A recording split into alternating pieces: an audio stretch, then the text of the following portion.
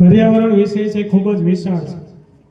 એની ઉપર તમે જેટલું બોલવું એટલું બોલી શકો છો, ધારો એટલું બોલી શકાય. કારણ કે પર્યાવરણ અને માનવી એ બે વચ્ચે થતી જે પ્રક્રિયા છે દ્વિમાર્ગી છે. આપણે પર્યાવરણથી ઘેરાયેલા છે. આપણે જે પણ કંઈ વર્તન કરશું એની સીધી જ અસર પર્યાવરણ ઉપર થાય છે અને પર્યાવરણની પાછી સીધી જ અસર આપણા ઉપર થાય છે. એટલે ખરેખર જાળવણી આપણી જ કરવાની છે. બરાબર? એ જ વિષય ઉપર કૃષ્ણાબેન સરવૈયા, એનો વિષય એ જ છે પર્યાવરણની જાળવણી. એના ઉપર પોતાને વક્તવ્ય લઈને આવે છે.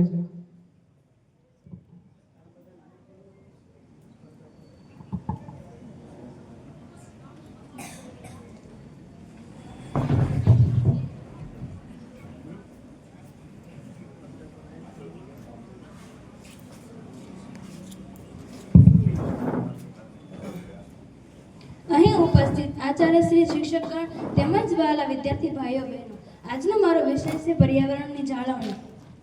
કુદરતે આપણને સુંદર હરીભરી પૃથ્વીની ભેટ આપી છે.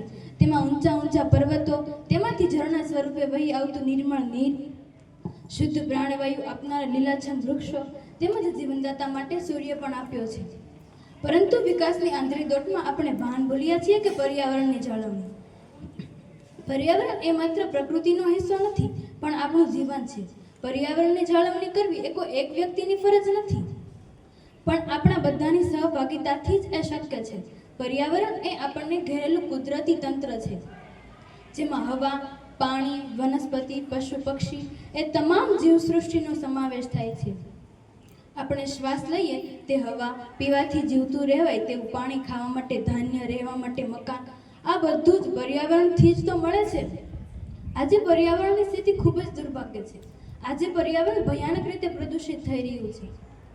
ઉદ્યોગોનો ધુમાડો, વાહનોમાંથી નીકળતો ધૂળ ધુમાડો, પ્લાસ્ટિકનો વધુ પડતો ઉપયોગ, નદીઓમાંના ગંદા નિકાલ વગેરેને કારણે આજે પર્યાવરણનું સંતુલન બગડી ગયું છે. વરસાદના પાવર ઘટી રહ્યા છે અને તાપમાન દર વર્ષે વધતું જ જાય છે. દુર્લભ પશુ પક્ષીઓ અને વૃક્ષો નશીબત થઈ રહ્યા છે અને પૃથ્વી પર જીવવું દિન પ્રતિદિન મુશ્કેલ બનતું જાય છે. આજની પેઢી ભલે ટેકનોલોજીમાં આગળ હોય, પણ શ્વાસ લેવા માટે શુદ્ધ હવા અને જીવન માટે શુદ્ધ પાણી મળતું નથી. આ બહુ ગંભીર સમસ્યા છે. પર્યાવરણ પ્રદૂષણના મુખ્ય કારણો: શહેરો વસાવવા અને ફેક્ટરીઓ ઊભી કરવા માટે મોટી સંખ્યામાં ઝાડ કાપવામાં આવે છે. કારખાના અને વાહનોમાંથી નીકળતું ધુમાડું હવા અને પાણી બંનેને પ્રદૂષિત કરે છે. પ્લાસ્ટિક માટે જીવસૃષ્ટિ માટે ઘાતક છે. વસ્તી વધવાને કારણે જરૂરિયાતો વધે છે. મનુષ્ય પ્રકૃતિ ઉપર જ પોતાનું આધિપત્ય છે તેમ માનીને જીવી રહ્યો છે. મનુષ્ય પોતાના સ્વાર્થ માટે પ્રકૃતિનું નિકંદન કાઢી રહ્યો છે. પરિણામે અસહ્ય ગરમી, ઓઝોનના પડનું તૂટવું, દુષ્કાળ, તો ક્યાંક અકાળે વરસાદ અને ધરતીકંપ. ગ્લોબલ વોર્મિંગના કારણે પૃથ્વીનું તાપમાન વધી રહ્યું છે અને વાતાવરણમાં કાર્બન ડાયોક્સાઇડ વધી રહ્યો છે, જે શ્વાસ માટે જોખમી છે. સમુદ્રની સપાટી ઊંચી જાય છે, જે દરિયાકાંઠાના વિસ્તારો માટે જોખમ છે. જૈવ વિવિધતા ખત્મ થાય છે, એટલે કે પશુ પક્ષીઓની અનેક જાતો લુપ્ત થવા લાગી છે. આ કારણે જ પર્યાવરણનું નિકંદન માનવી દ્વારા નીકળી રહ્યું છે. એક વૃક્ષ 10 પુત્ર સમાન છે. તે આપણને ઓક્સિજન આપે છે અને આ પૃથ્વીને હરિયાળી બનાવે છે અને વાયુમંડળનું તાપમાન ઘટાડી શકે છે. એટલે જ આપણે પાણી વેડફાતું અટકાવવું જોઈએ. પ્લાસ્ટિકનો ઉપયોગ સદીઓ સુધી નાશ પામતો નથી. તેના બદલે કાપડ કે જૂટની થેલી વાપરવી જોઈએ.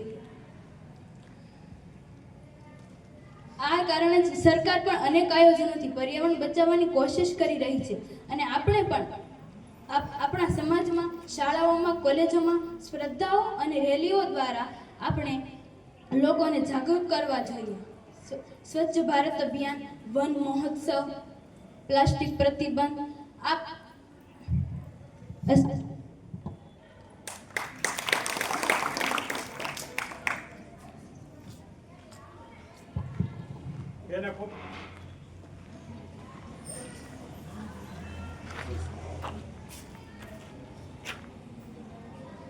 બેને ખૂબ સરસ વાત કરી કે પર્યાવરણની જાળવણી શા માટે કરવી જોઈએ. ટૂંકમાં કહીએ તો આપણા પૂર્વજોએ જે આપણને પર્યાવરણની ભેટ આપી છે એનાથી પણ સારું પર્યાવરણ આપણે આપણા વારસદારોને આપવાનું છે. એટલા માટે પર્યાવરણની જાળવણી છે એ જરૂરી છે. ત્યાર પછી વાઘેલા મીરાલીબેન 9ક માંથી એનો વિષય પણ એ જ છે પર્યાવરણની જાળવણી. મારું નામ વાઘેલા મીરાલી લાલજીભાઈ છે. હું ધોરણ 9માં અભ્યાસ કરું છું. મારો આજનો વિષય પર્યાવરણની જાળવણી. પર્યાવરણ એટલે આપણી આસપાસનું વાતાવરણ. સ્વચ્છ જીવન માટે પર્યાવરણ શુદ્ધ હોય તે વાત અત્યંત મહત્વની છે. વિજ્ઞાન અને ટેકનોલોજીના વિકાસથી ફૂલાતા માનવી સમક્ષ પર્યાવરણની સુરક્ષા માટે ગંભીર પ્રશ્નો ઊભો થયો છે. પર્યાવરણની સુરક્ષા માટે સમયસર પગલાં ભરવામાં નહીં આવે તો પર્યાવરણને સ્વચ્છ રાખવું મુશ્કેલ થઈ પડશે. 20મી સદીમાં અનેક ઉદ્યોગ ધંધા શરૂ થયા છે, જેમાંના રસાયણો, ધુમાડાઓ, કોલસાઓ કે રૂની ઝીણી રજકણો છે વગેરેને કારણે હવા પ્રદૂષિત થાય છે.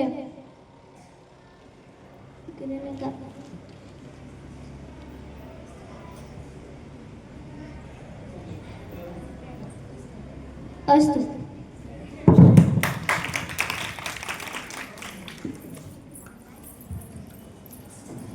ઘણી બધી વૈશ્વિક સમસ્યાઓ છે. આ સમસ્યાઓમાં અત્યારે સૌથી મહત્વની સમસ્યા હોય, મુખ્ય સમસ્યા તે પર્યાવરણને લગતી સમસ્યા. એટલા માટે એની જાળવણી કરવી ખૂબ જ જરૂરી છે. ત્યાર પછી સરવૈયા મિત્તલ, એનો વિષય છે technology, social media.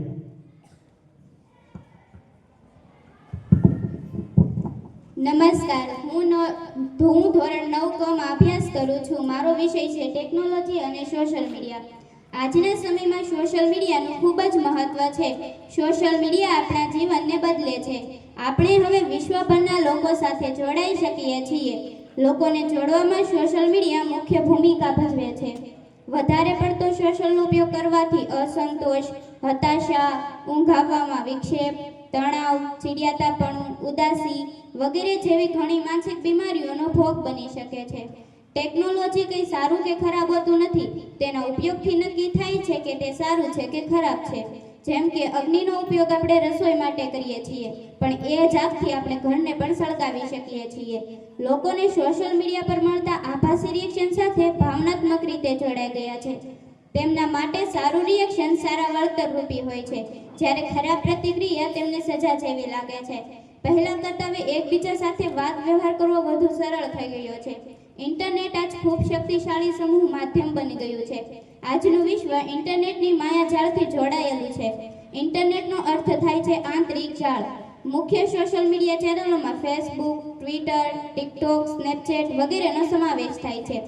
Social media એક એવું માધ્યમ છે કે જે તમામ માધ્યમો કરતાં અલગ છે.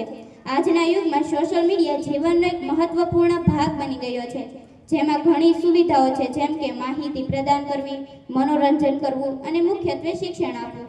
સોશિયલ મીડિયા સકારાત્મક ભૂમિકા ભજવે છે, જેના દ્વારા કોઈ પણ વ્યક્તિ, સંસ્થા, જૂથ કે દેશ વગેરેને સામાજિક, આર્થિક, રાજકીય અને સાંસ્કૃતિક રીતે સમૃદ્ધ બનાવી શકાય છે.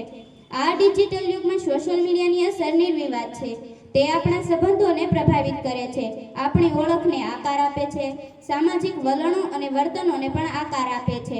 સોશિયલ મીડિયા એ બિનપરંપરાગત માધ્યમ છે. સોશિયલ મીડિયા વિશાળ નેટવર્ક છે, જે સમગ્ર વિશ્વને કનેક્ટેડ રાખે છે. તે વાતચીતનું ખૂબ જ સારું માધ્યમ છે. તેમાં દરેક ક્ષેત્રોના સમાચારો હોય છે. સોશિયલ મીડિયા સકારાત્મક ભૂમિકા ભજવે છે, ત્યારે કેટલાક લોકો તેનો દુરુપયોગ કરે છે. देश चलता नहीं मचलता है कि देश चलता नहीं मचलता है, मुद्दा हल नहीं होता सिर्फ उछलता है, जंग मैदान में नहीं सोशल मीडिया पर जारी है, आज मेरी तो कल तेरी बारी है. अस्तु.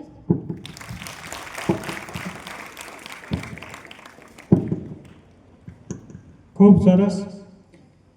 માધ્યમિક વિભાગ જે પહેલો વિભાગ હતો એમાં ચારેય બહેનોએ ખૂબ સરસ રીતે રજૂઆત કરી. હવે આપણે બીજા વિભાગ તરફ આગળ વધીએ, જે ઉચ્ચતર માધ્યમિક વિભાગ છે.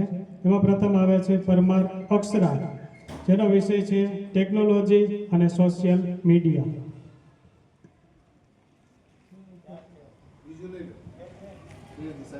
ચાલો તો ત્રિવેદી સાક્ષી એનો વિષય છે પર્યાવરણની જાળવણી.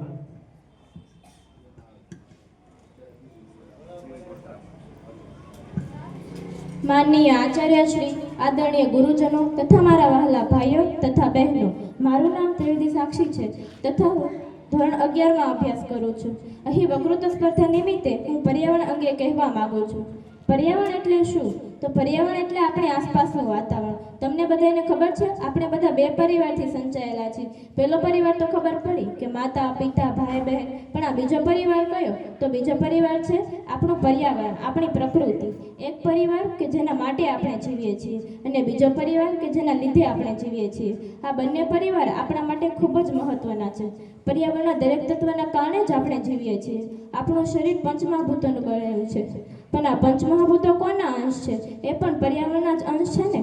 એટલે કે આ સૃષ્ટિ પરનો કોઈ પણ વ્યક્તિ, કોઈ પણ પ્રાણી કે કોઈ પણ જીવ એ પર્યાવરણના જ અંશ છે. તેથી આપણે તેને બચાવીશું તો તેનાથી આપણે આપણી જાતને જ બચાવીએ છીએ. મિત્રો, આપણે 50,000નું વૃક્ષ, 50,000નું એસી લગાવીશું, પણ 50 રૂપિયાનું વૃક્ષ નહીં લગાવીએ અને પછી કહીશું કે ગરમી ખૂબ જ વધી ગઈ છે. જ્યારે હોસ્પિટલના ડૉક્ટરો થોડીક ક્ષણો માટે આપણને ઓક્સિજન આપે છે તો આપણે તેને ભગવાન માનીએ છીએ, પરંતુ આખી જિંદગીનો મફત ઓક્સિજન આપનારા વૃક્ષોની તો આપણને કદર જ નથી. આપણે એવા છીએ કે પહેલાં વૃક્ષોને કાપીએ, તેમાંથી કાગળ બનાવીએ અને પછી તેમાં લખીએ વૃક્ષો બચાવો, સેવ ટ્રી. ખરેખર એક ગંભીર બાબત છે. જો આજે આપણે ઘણા બધા વૃક્ષો વાવ્યા હોત ને તો આ ગ્લોબલ વોર્મિંગ જેવી ગંભીર સમસ્યાથી પીડાવું ન પડત. મિત્રો, વૃક્ષોની જાળવણી અને જતન કરીને આપણે તેના ઉપર ઉપકાર નથી કરતા, પરંતુ આપણા માટે જ તેને બચાવવા પડે છે. પરંતુ જો તે નહીં રહે ને તો આપણે પણ નહીં રહીએ. ઘણા વિદ્વાનોએ કહેલું છે કે જ્યારે છેલ્લું વૃક્ષ પણ બળી જશે અને છેલ્લી નદી પણ સુકાઈ જશે ને ત્યારે આપણને આ પૃથ્વી ઉપર વૃક્ષોનું શું મહત્વ છે તે સમજાશે. આપણે ભારત દેશને વિકસિત તો બનાવવાનો જ છે, પરંતુ વિકસિત બનવાની હરોળમાં આપણે તેની હરિયાળી ન ભૂલી જઈએ, તેનું ધ્યાન રાખવું જોઈએ. ભારત સરકારે પણ કપાતા વૃક્ષો અને સતત વધતું પ્રદૂષણને લીધે દર વર્ષે 5 જૂનને વિશ્વ પર્યાવરણ દિન તરીકે ઉજવવાનો નિર્ણય કર્યો છે. મારી તમને એક જ વિનંતી છે કે પર્યાવરણનો વિવેકપૂર્વક ઉપયોગ કરો અને તેની જાળવણી તેમજ જતન કરો. અંતમાં હું એટલું જ કહેવા માગું છું કે પેड़ ही हमारे मित्र है, पेड़ ही हमारी शान है, पेड़ की रक्षा करो, इसमें ही सबकी शान है. अस्तु. जय हिंद, जय भारत. ખૂબ સરસ બેન. ખરેખર પર્યાવરણ વિષય છે ખૂબ જ વિશાળ છે. એના ઉપર આપણે જેટલું બોલવું એટલું બોલી શકીએ, પણ અત્યારે ખરેખર જરૂર છે એને બચાવવાના ઉપાયો કરવા. માત્ર બોલી નાખવાથી કાંઈ થશે નહીં. આપણે જે ઉપાયો કરવા પડશે અને પર્યાવરણની જાળવણી કરવી પડશે. ત્યાર પછી હવે આવે છે બગડા ધ્રુવિકા, જેનો વિષય છે જો હું વડાપ્રધાન હોઉં તો.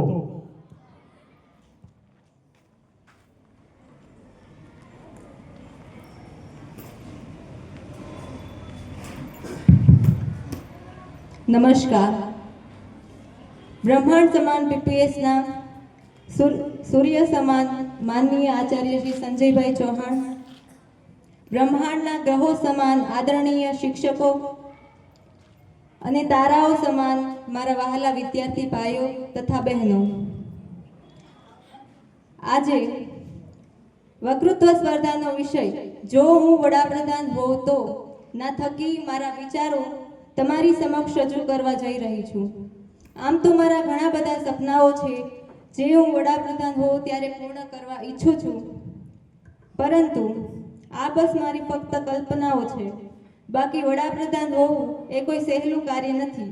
એ વાતની જાણ તમને પણ છે અને મને પણ. જો હું વડાપ્રધાન હોઉં ને તો હું ભ્રષ્ટાચારને નિવારું, વસ્તી નિયંત્રણ, પ્રદૂષણ નિયંત્રણ, વન્યજીવો અને જલીય જીવોનું સંરક્ષણ, જંગલોનું સંરક્ષણ, આ બધું તો હું નિવારીશ જ. પરંતુ જો હું વડાપ્રધાન હોઉં તો સૌપ્રથમ હું પહેલું જે સ્કૂલ લિવિંગ સર્ટિફિકેટમાં સેકન્ડ કોલમ જે આવે ને જ્ઞાતિ, એ જ્ઞાતિ કોલમ જ નીકાળી દઉં. જ્ઞાતિ પૂછવી એ ગુનો હોવો જોઈએ.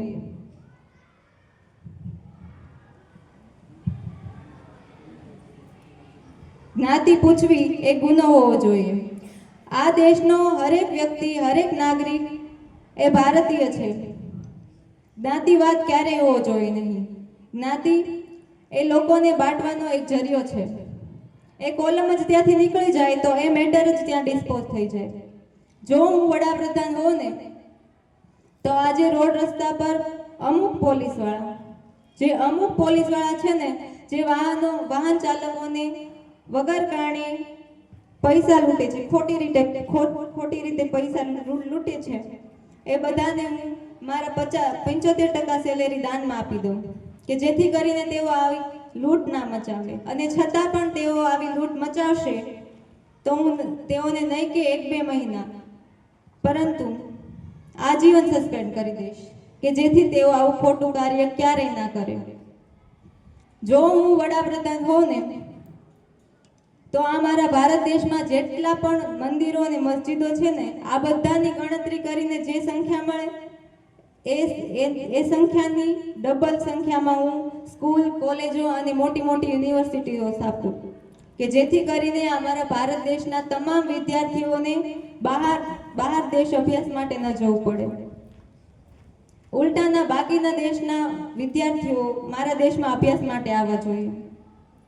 આપણા દેશમાં નદી, ગાય, વૃક્ષ અને કન્યાની ખૂબ જ પૂજા થાય છે. આ વાત કડવી છે પરંતુ સત્ય છે કે આ ચારેયની હાલત આપણા દેશમાં આજે ખૂબ જ ખરાબ છે. નદીઓ પ્રદૂષિત છે કારણ કે તેઓ દેવી છે. આપણે તેને પૂજીએ તો છીએ જ, પરંતુ તેમ બાકીની વસ્તુઓને પણ આપણે નદીમાં જ પધરાવી દઈએ છીએ કે જેથી કરીને જે પૂજાની બાકીની વસ્તુઓ નદીમાં જાય છે અને નદી પણ પ્રદૂષિત થાય છે અને નદીમાં રહેલા જીવોને પણ હાનિ પહોંચે છે. ગાયને આપણે માતા તો માનીએ છીએ, પરંતુ તેને સાચવતા નથી. ગાય માતા હોવાને કારણે દાવા વગરની છે, લાવારીસ છે. ગાય માતા જ્યાં સુધી આપણને દૂધ આપશે ત્યાં સુધી જ આપણે તેને માન આપીશું. તહેવારોમાં જ આપણને ગાય માતા યાદ આવશે અને બાકીના દિવસોમાં તો તે આમ તેમ રખડતી ભટકતી જોવા મળશે. આપણા દેશમાં વૃક્ષને ખૂબ પૂજવામાં આવે છે. આપણે પૂજીએ તો છીએ વૃક્ષને, પરંતુ તેનું જતન નથી કરતા. વૃક્ષને કાપવા માટે સહેજ પણ વિચારતા નથી.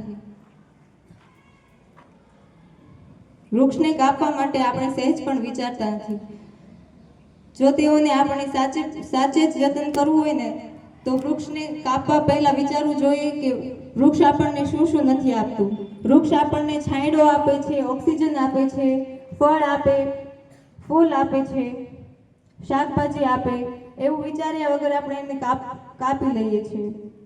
અને રહી વાત કન્યાની, તો આપણા દેશમાં કન્યાને માતા અને દેવી માનવામાં આવે છે. જો તમે તેને સાચી જ રીતે દેવી માનતા હો તો તેને એવી સક્ષમ બનાવો કે જેથી તે ખોટા સમય પોતે જ ટકી શકે. તો હું આ બધાને સાચે જ રક્ષણ કરવા માટે એવો કાયદો બનાવું કે જેથી તેઓનું સાચી અને સારી રીતે જતન થાય. હજી પણ મારી ઘણી બધી ઈચ્છાઓ છે જે હું વડાપ્રધાન બનું ત્યારે પૂર્ણ કરવા ઈચ્છું છું. પહેલા કહેલું કે નદીનું સંરક્ષણ છે, વન્યજીવોનું સંરક્ષણ, એ બધું તો હું કરીશ જ, પરંતુ આ જે મારી મુખ્ય ઈચ્છાઓ છે એ તો હું પહેલા નિવારીશ. હજી એકવાર કહું છું કે આ બધી મારી ફક્ત કલ્પનાઓ છે. બાકી વડાપ્રધાન બનવું એ કોઈ સહેલી વાત નથી. એ વાતની જાણ તમને પણ છે અને મને પણ છે. બસ છેલ્લે આટલું કહીને હું મારી કડવી પરંતુ સત્ય વાણીને વિરામ આપું છું. અસ્તુ. જય હિન્દ, જય ભારત. નમસ્કાર, મારું નામ મેવાડા મોનિકા ગોવિંદભાઈ છે. હું ધોરણ 10માં અભ્યાસ કરું છું. અહીંયા ઉપસ્થિત આચાર્યશ્રી, શિક્ષકગણ તથા વહાલા વિદ્યાર્થી ભાઈઓ બહેનો, આજે હું તમને પર્યાવરણની જાળવણી વિશે થોડુંક કહીશ. કુદરતે આપણને સુંદર હરીભરી પૃથ્વી ભેટમાં આપી છે. ઊંચા પર્વતો અને તેમાંથી ઝરણા સ્વરૂપે વહી આવતું નિર્મળ નીર, શુદ્ધ પ્રાણવાયુ આપનારા લીલાછમ વૃક્ષો અને તંદુરસ્તી આપનારી આપણી વન ઔષધિઓ, તેમજ જીવનદાતા સૂર્ય પણ આપ્યો છે. પરંતુ વિકાસની આંધળી દોટમાં આપણે ભાન ભૂલી રહ્યા છીએ. વૃક્ષોનું આડેધડ છેદન તેમજ નાના મોટા વાહનો અને કારખાનાઓએ આપણી હવા પ્રદૂષિત કરી નાખી છે. જમીનમાંથી અનેક ગણું ઉત્પાદન લેવાની લાલચમાં આપણે જમીનની ફળદ્રુપતા ઘટાડી છે. જાતે જાતની દવાઓનો છંટકાવ કરીને સજીવ સૃષ્ટિની પાયાની કડી કહી શકાય એવી સૂક્ષ્મ જીવાતને ખતમ કરી બેઠા છીએ. કારખાનાઓ અને અન્ય કચરો નદીમાં ઠાલવીને નદીને પણ પ્રદૂષિત કરી નાખી છે. પરિણામે આજે ગ્લોબલ વોર્મિંગની સમસ્યા મોં ફાડીને ઊભી છે. આમને આમ રહેશે તો હવા, પાણી અને જમીનનું પ્રદૂષણ વધતું રહેશે. હવા લેવા જેવી નહીં રહે, પાણી પીવા જેવું નહીં રહે. જમીનમાં વાવેલા કણ વણસી જશે એટલે કે જમીનમાં વાવેલું ઉગશે જ નહીં. પૃથ્વી જીવવા જેવી જ નહીં રહે. આટલા માટે આપણે સૌ સાથે મળી પર્યાવરણની જાળવણી માટે થોડાક પગલાં લઈએ. જંગલોનું નિકંદન અટકાવીને વધુને વધુ વૃક્ષો વાવીશું. પાણીનો બગાડ બંધ કરીને પાણી બચાવીશું. આપણી ઋષિ સંસ્કૃતિ ગો સંસ્કૃતિ તરફ પાછા વળીશું. ખેતીમાં રાસાયણિક ખાતરોનો ઉપયોગ બંધ કરીને કુદરતી ખાતર અપનાવીશું. જંતુનાશક રાસાયણિક દવાઓનો ઉપયોગ બંધ કરીને વનસ્પતિજન્ય દવાઓનો ઉપયોગ કરીશું.